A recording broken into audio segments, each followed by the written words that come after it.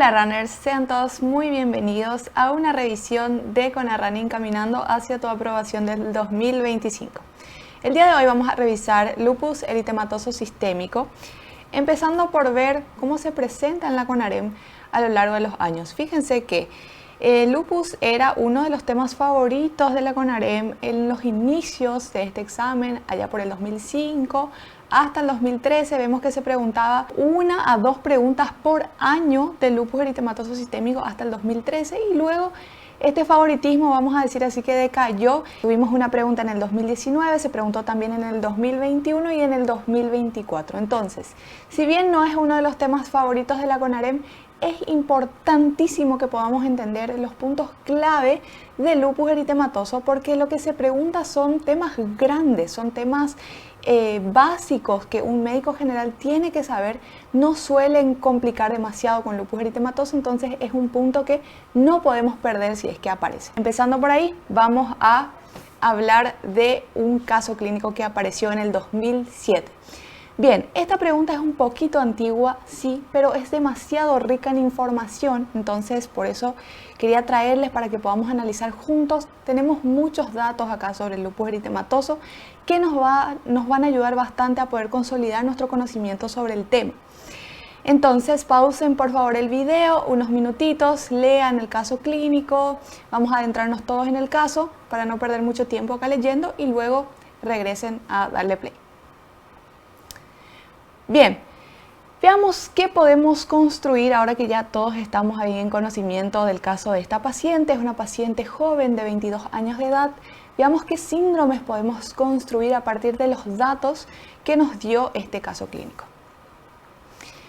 Tenemos un síndrome febril, podemos construir también un síndrome de dolor articular y a partir de esto, fíjense, podemos ya descartar la opción E que habla sobre una infección urinaria. Si bien la mayoría de las opciones pueden presentarse como un síndrome febril o como un síndrome de dolor articular, la infección urinaria no tiene relación alguna con el dolor articular, entonces podríamos descartar automáticamente esa opción. Pero aún así nos quedan otras opciones ahí probables para marcar en el examen. Entonces, ¿cómo vamos a hacer ese diagnóstico diferencial? Fíjense que también podemos construir un síndrome nefrítico. ¿Y cómo sé eso? ¿A partir de qué datos construí este síndrome? Bueno, nos encontramos con las palabras claves acá. La paciente presentó proteinuria, presentó edema, hematuria, hipertensión. Entonces todo esto nos hace pensar, nos hace construir un síndrome nefrítico, ¿sí? Bien, cuando tenemos un síndrome nefrítico, automáticamente pensamos en una glomerulopatía. Y entre las opciones está demasiado claro que una de las causas de glomerulopatía es el lupus eritematoso sistémico. Bien, no me voy a detener mucho tiempo a detallarles síndromes nefríticos ni glomerulopatías porque nosotros ya hablamos sobre eso en un conversatorio. Acá en la descripción del video va a estar el link del podcast en el que Robertito les explicó un poco más sobre el síndrome nefrítico y la glomerulopatía. Es un tema que van a revisar también con él a futuro. Entonces no se preocupen mucho sobre ese dato exactamente. Ahora pueden ir a revisar el video y luego regresan si es que tienen nulo conocimiento sobre el síndrome nefrítico, pero si ya tienen una idea general, bueno, continuamos, ¿sí? Bien, entonces a partir de estos datos claves construimos ahí nuestro síndrome nefrítico y está claro que tenemos una glomerulopatía. Vamos a pensar en lo siguiente. ¿Qué es una glomerulopatía? Es una lesión glomerular, ¿cierto? Bien, entonces ¿qué puede causar? Es un daño, una enfermedad del glomérulo. Y ahí hay que pensar, ¿qué puede causar una enfermedad del glomérulo? Bueno, múltiples causas. Una de ellas es autoinmune. Entonces, ¿el lupus puede dañar el glomérulo? Sí. Y cuando el lupus daña el glomérulo, tenemos a la nefritis lúpica, ¿sí? Nefritis porque hay una inflamación glomerular de mecanismo autoinmune y esto es el responsable del síndrome nefrítico y sus manifestaciones, ¿sí? Entonces vamos a pensar así. ¿Qué pasa en el lupus? El lupus es una enfermedad autoinmune, como ya dije, crónica, de causa no muy clara todavía, pero lo que se sabe es que hay depósitos de inmunocomplejos en los diversos tejidos del cuerpo, ¿sí? En los diversos órganos puede suceder depósito de inmunocomplejos. ¿Y qué es un inmunocomplejo? Es la unión de inmunoglobulinas con componentes del complemento, específicamente, principalmente C3 y C4. Entonces, se une la inmunoglobulina con el complemento y se deposita en el glomérulo renal y eso causa una lesión, o sea, activa la cascada de complemento y causa una lesión mediada por complemento. Esa lesión va a generar una inflamación del riñón y ahí tenemos la nefritis, ¿sí? Y esto es interesante porque les explico todo esto, ¿verdad? ¿A dónde queremos llegar? Es que el lupus, también es un tema de examen el lupus se presenta con consumo del complemento, o sea, el complemento sérico va a estar bajo, claro, porque se deposita en el tejido y el complemento de la sangre disminuye. Entonces recordar que el lupus se presenta con complemento sérico bajo, la nefritis lúpica específicamente. Bien, ¿qué más tenemos que saber de la nefritis lúpica? Que la clínica, o sea, cómo se va a manifestar, si se presenta con síndrome nefrítico o no, cómo va a evolucionar y el tratamiento depende de la histopatología, o sea, se biopsia, se analiza y dependiendo del patrón de afectación patológico va a cambiar la clínica del paciente y también va a cambiar el tratamiento. Esto es muy importante, ¿sí? Y que las manifestaciones extrarrenales son indispensables para el diagnóstico, o sea, el paciente tiene que tener otras manifestaciones además del síndrome nefrítico para que yo pueda asociar eso y decir que es lupus, porque por más que haya presencia de autoanticuerpos, eso no tiene peso para el diagnóstico. Para cerrar el diagnóstico de nefritis lúpica, yo necesito la presencia de manifestaciones extrarrenales, como por ejemplo, vamos a ver enseguida las otras características clínicas, pero ya te dejo ahí un spoiler, el famoso eritema malar en alas de mariposas. Eso, por ejemplo, es una manifestación fuera del riñón y asociando esa manifestación con los síntomas de la nefritis, puedo decir que sí, la afectación renal es de causa lúpica. En relación al cuadro histopatológico, esto es algo que actualmente ya no se pregunta en la CUNAREM, pero se sigue preguntando alrededor del mundo en los exámenes de residencia médica. Entonces es interesante que ustedes vayan a darle una mirada porque nunca sabemos cuándo puede regresar, ¿cierto? Acá, en este lado, les dejé un recordatorio sobre dónde está específicamente este cuadro en el libro para que ustedes puedan ir a analizarlo, ¿está bien? Bien. ¿Qué es lo que sucede con la nefritis lúpica? Como les dije, depende de la histopatología, la clínica y el tratamiento, entonces se pueden agrupar de acuerdo al patrón de afectación en 6 grupos, ¿sí? El tipo 1 y 2 prácticamente es asintomático, tiene excelente pronóstico, no suele necesitar el tratamiento. El tipo 3 y 4 ya se caracterizan por lesiones proliferativas, agresivas, pronunciadas y sí ya requiere por lo general un tratamiento con corticoides y la ciclofosfamida o el micofenolato, ¿sí? Bueno, muy importante también saber que el tipo 5 a partir del tipo 5 se presenta como una nefropatía membranosa. Bueno, ¿qué más podemos saber del lupus eritematoso sistémico entonces? Bien, hasta ahora vimos que el lupus puede afectar a cualquier órgano del cuerpo, incluyendo el riñón, que es una de sus manifestaciones, una de sus complicaciones en realidad más graves, pero muy frecuente. Hasta el 50% de los pacientes con lupus pueden tener ya una afectación renal al momento del diagnóstico. Entonces, es por eso que se pregunta bastante esto en los exámenes, porque es importante que nosotros como médicos generales podamos pensar en esa hipótesis diagnóstica, ¿sí? Aparte de eso, tenemos otras manifestaciones. El lupus puede afectar a cualquier órgano del cuerpo, como ya les mencioné.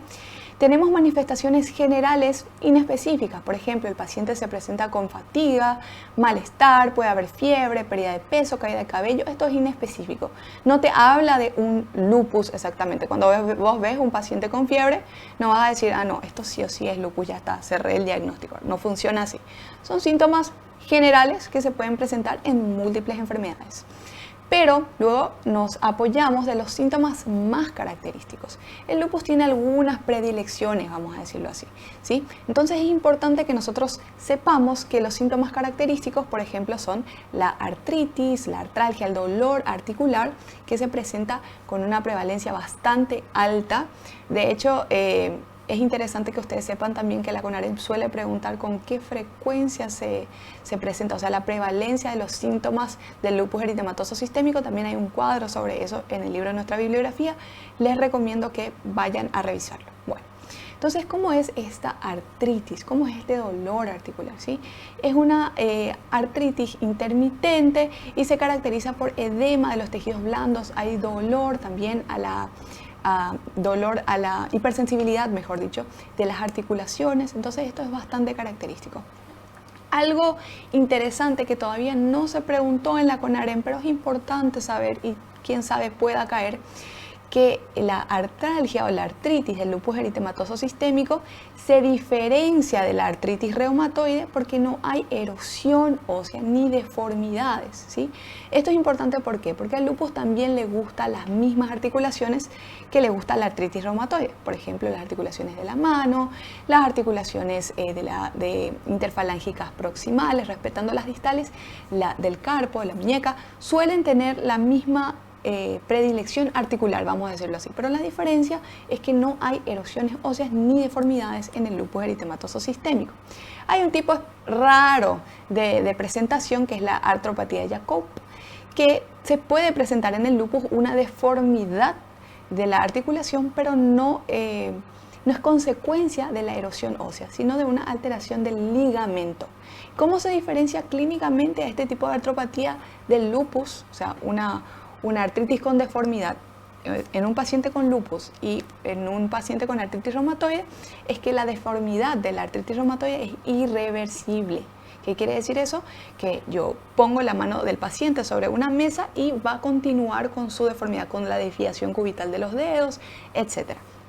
Cuando el paciente con lupus eritematoso tiene esta deformidad, como la causa subyacente es una alteración ligamentaria, ¿sí? En este tipo específico de afectación, al poner sobre la mesa la mano del paciente, yo puedo revertir esta deformidad porque el problema no es óseo propiamente dicho, ¿sí? Muy importante saber eso. Bien. También tenemos afectaciones mucocutáneas, y acá en las afectaciones mucocutáneas tenemos la famosa afectación del lupus cutáneo agudo, que se presenta con el eritema malar fotosensible, el lupus cutáneo subagudo, que se puede presentar como placas escamosas rojizas. Acá podemos ver el lupus cutáneo subagudo, estas placas eritematosas rojizas, ¿sí? Bueno, y por último tenemos el lupus crónico, que ya se presenta como un eritema discoide, bastante raro, no es muy frecuente de aparecer, vamos a decirlo así, no es muy frecuente en los pacientes con lupus. El más prevalente es la presentación aguda con el eritema malar fotosensible, ¿sí? Además de eso, tenemos otras afectaciones mucocutáneas, como por ejemplo las úlceras orales y las alopecias, que también son bastante frecuentes. Bien, en cuanto a las manifestaciones hematológicas, vamos a tener una caída de todos los tipos celulares. Podemos tener anemia, leucopenia, ¿sí? Con predominancia de los linfocitos, o sea, acá en los linfocitos hay linfocitopenia y también una plaquetopenia. Importante saber esto, vamos a ver esto en el laboratorio del paciente. También podemos tener síntomas neuropsiquiátricos. Entre los síntomas neuropsiquiátricos se pueden presentar psicosis, convulsiones, corea, ¿sí? No son muy frecuentes, son manifestaciones más raras, pero la psicosis lúpica se suele utilizar mucho en los exámenes en el formato de casos clínicos. Suelen asociar este síntoma de la psicosis con un síndrome nefrítico para hacerte pensar ahí en una afectación. A veces le ponen una afectación cutánea asociada para hacerte pensar en una afectación sistémica y asociar eso con los síntomas de lupus eritematoso. Bien, entonces acá vemos este cuadro. Como ya les había dicho anteriormente, les recomiendo que también vayan a darle una leída rápida para que vean. Se preguntó cuáles son los síntomas que aparecen más frecuentemente y con qué frecuencia. Bueno, algo para memorizar. Yo creo que no vale mucho la pena memorizar todo el cuadro, aprender cada numerito, pero sí por lo menos darle una leída general y ver qué es lo más frecuente y qué casi no aparece. Como por ejemplo en el caso del lupus discoide, tiene una prevalencia del 20%. Llama la atención el número, ¿verdad? Bueno, otros datos epidemiológicos de valor para nosotros, para resolver problemas en casos clínicos, en la vida y en el examen en realidad, son estos. Predomina en sexo femenino, o sea que el lupus eritematoso es mucho más frecuente en las mujeres, ¿sí? Hay mayor incidencia en mujeres en edad reproductiva, ¿sí? Porque se cree que el estrógeno amplifica la vía patológica, la vía fisiopatológica del lupus eritematoso. Entonces ahí tiene una relación hormonal. Entonces siempre vamos a tener un caso clínico con una mujer entre los 13, 14 años y los 30 años de edad, 30-35, ¿sí? Esa es el rango de edad que suele aparecer en los casos clínicos al que hay que estar muy atento. Y también hay mayor incidencia en población negra. Todo esto es importante para el diagnóstico y también es importante para que nosotros podamos marcar adecuadamente en el examen, porque estos son los datos, las pistas que nos va dejando el examinador para que nosotros podamos construir esa hipótesis diagnóstica. Ahora que conocemos a las manifestaciones clínicas del lupus eritematoso, esto era una pregunta de regalo. Por eso digo que el lupus es un asunto que hay que revisar antes del examen para no perdernos puntos como este. Vemos que hay una paciente entonces en edad reproductiva. Tenemos una paciente joven, 14 años, que se presenta con algunas manifestaciones interesantes. Tenemos síntomas generales, astenia, anorexia. Dijimos que esto aparece con una prevalencia bastante elevada en el lupus eritematoso sistémico. Prácticamente el 90% de las pacientes van a presentar fiebre, astenia, caída de cabello incluso, ¿sí? Pérdida de peso, esto es bastante frecuente. Y acá la palabra clave que cierra el diagnóstico de nuestra paciente es el exantema fotosensible en cara y la hepatoesplenomegalia, que puede ser consecuencia de la anemia hemolítica asociada al lupus eritematoso. Entonces la respuesta era indiscutiblemente lupus eritematoso sistémico. No podemos hablar de una fiebre reumática en este paciente, no tenemos síntomas articulares, no explicaría tampoco el exantema fotosensible en la cara, artritis reumatoide juvenil, no tenemos síntomas articulares, ¿verdad? De dolor articular, síntomas de artritis. Y la enfermedad de Kawasaki generalmente necesita de una fiebre de por lo menos 4 o 5 días. Dice siempre el profe de pediatría, el profe William, que si tenés una fiebre que no se detalla mucho o que es de menor duración, o sea, de unas 2 o 3 días, no vamos a marcar enfermedad de Kawasaki. Además necesitaríamos otras características clínicas de la enfermedad de Kawasaki, como por ejemplo el edema en manos y pies, la lengua inframuesa, que no presenta esta paciente. Entonces, totalmente la respuesta era la opción D. Una pregunta grande, básica. Fíjense que no profundizan mucho todavía en lo que es el aspecto autoinmunitario, por ejemplo, del lupus eritematoso. Entonces es un tema, es un asunto que tengo que conocer y revisar para el día del examen. Bueno, acá les traigo un cuadrito bastante interesante también. Es un resumen de un cuadro que está presente en nuestra bibliografía. De igual manera les señalé acá para que puedan ir a revisar la implicancia clínica de de los anticuerpos presentes en el lupus eritematoso sistémico. Hay otros, ¿sí? Pero estos son, vamos a decir, los más resaltantes en esta patología. Entonces, esto es lo que sí o sí tenemos que saber para el examen. Voy a hacer una cara linda para que ustedes puedan hacer un screen. Hagan una captura de esto y estudien para el examen, es muy importante, ¿sí? Veamos, tenemos FAM positivo en el 99% de los casos, pero esto no es útil para el seguimiento, eso es muy importante, ¿sí? Podemos tener también el anti-DNA doble hélice, que es el más característico y el que se asocia a la nefritis lúpica. Vamos a tener también el anti-Smith, que es un anticuerpo específico. Entonces tenemos el más común, que es el FAM, tenemos el más característico, que es el anti-DNA doble hélice, y el más específico, ¿sí? Además de eso, de saber, tenemos 3 que son los más, el más común, el más característico y el más específico. Y luego tenemos los otros que están asociados con ciertas características, con ciertas manifestaciones o factores específicos. Por ejemplo, la anti-P, viene luego de P, está asociado con la psicosis lúpica, ¿sí? El anti-Rho está asociado con el lupus cutáneo subagudo y el lupus neonatal. Y porque el bebé arro-ro, entonces nos acordamos de lupus neonatal, ¿no? Ok, pésimo chiste, en fin. Lo que sí es que el lupus neonatal a los bebés les arropamos, entonces anti-Rho. Y además de eso tenemos el antistona, que se asocia por lo general al lupus asociado con fármacos, se relaciona al lupus inducido por fármacos. Esto es importante, saber las asociaciones y las principales características. Bien, Resumen de laboratorio, vamos a tener citopenias. Como ya les mencioné, podemos tener CUMS positivo por la anemia hemolítica que se puede presentar en el contexto de un lupus eritematoso sistémico. Vamos a tener elevación del VHS. Recuérdense que estamos ahí en una situación, en un contexto inflamatorio, entonces hay elevación del VHS. Consumo del complemento, en esto se resume, vamos a decir, la base fisiopatológica de la nefritis lúpica, y depósito de este complemento ya no está en la sangre, está ya asociada a la inmunoglobulina y depositada en el glomérulo renal. Entonces vamos a tener consumo de complemento, alteraciones del sedimento urinario, elevación de urea y creatinina, ya como una consecuencia de la inflamación glomerular y del síndrome nefrítico que se instala. Podemos tener también la presencia de anticuerpos antifosfolipídicos. A veces esto suele aparecer, todavía nunca apareció en la CONAREM, pero solamente para estar ahí atentos. De por ahí no nos sorprende, ¿verdad? En este caso no nos va a sorprender porque ya lo habremos estudiado.